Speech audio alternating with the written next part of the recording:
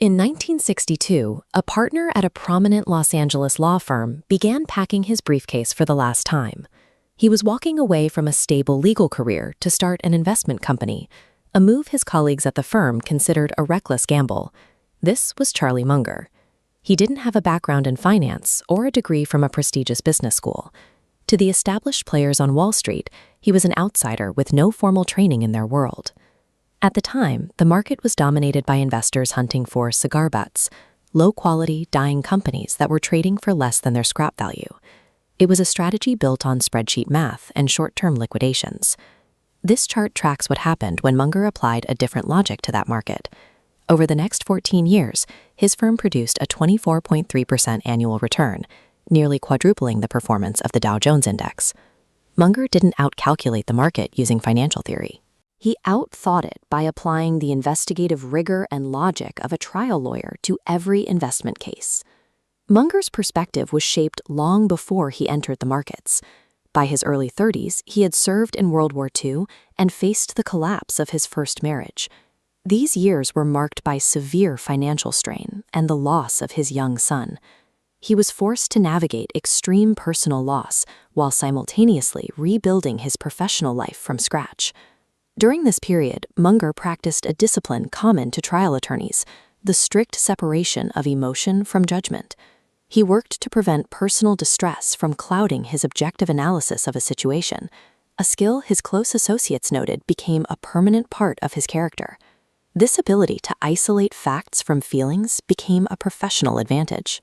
In the stock market, where most participants are driven by fear or greed, Munger remained focused on the evidence, making him effectively immune to market panics. In the late 1950s, Munger began looking for business opportunities outside his law practice. Because he managed the legal affairs of various corporations, he had a front-row seat to the internal mechanics of how different industries actually functioned. One of his first investments was a small transformer company. On paper, the business looked like a bargain, and Munger moved forward with the purchase based on its low price. The investment quickly soured after a blind merger led to a financial crisis. Munger was forced to oversee a painful contraction of the business, including significant layoffs, just to recoup his capital. Munger compared the experience to Mark Twain's observation: a cat that sits on a hot stove learns never to sit on a hot stove again. He realized that a bad business forces its management to make a never-ending series of difficult, painful decisions. This cleanup process convinced Munger that buying a business solely because it is cheap is a mistake. He concluded that the quality of the enterprise mattered far more than a low entry price. In 1972, See's Candies was offered for sale at $25 million. By the standards of the day, the price was high relative to the company's physical assets, and Warren Buffett was initially hesitant to pay it. Munger treated the potential acquisition like a legal discovery process. He looked past the balance sheet and began a systematic cross-examination of the company's real-world standing. He observed the retail shops, interviewed the employees, and analyzed customer behavior. He was searching for the specific reason why people in California were willing to pay a premium for this specific brand of chocolate. He discovered an economic moat of brand loyalty. Customers had an emotional connection, so See's could raise prices without losing them to competitors. The acquisition proved him right. See's Candies generated over $2 billion in profit for Berkshire, requiring very little new capital. This case study ended the era of cigar-butt investing at Berkshire. From this point forward, the firm's strategy shifted toward acquiring high-quality companies with durable competitive advantages.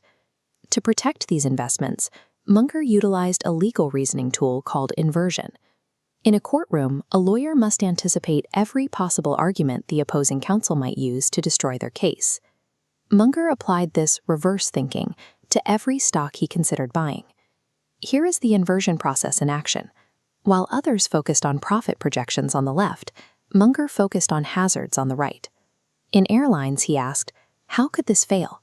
He identified oil spikes and labor strikes as fatal risks others ignored. By attempting to prove his own investment thesis wrong, Munger was able to identify and avoid industry-wide traps that caught more optimistic investors. These legal methods became the foundation of Munger's 48-year partnership with Warren Buffett. Together, they used this investigative approach to build Berkshire Hathaway into one of the most successful holding companies in history. Munger added a final layer to this system, the study of human psychology. He looked for the predictable, emotional errors that market participants make, allowing him to stay rational when others were acting on impulse. This led to a strategy based on opportunity cost. Just as a lawyer must be selective about which cases to bring to trial, Munger was willing to wait years for a single investment that met his strict criteria. Charlie Munger's career demonstrates that the tools from one profession can be remarkably effective in another.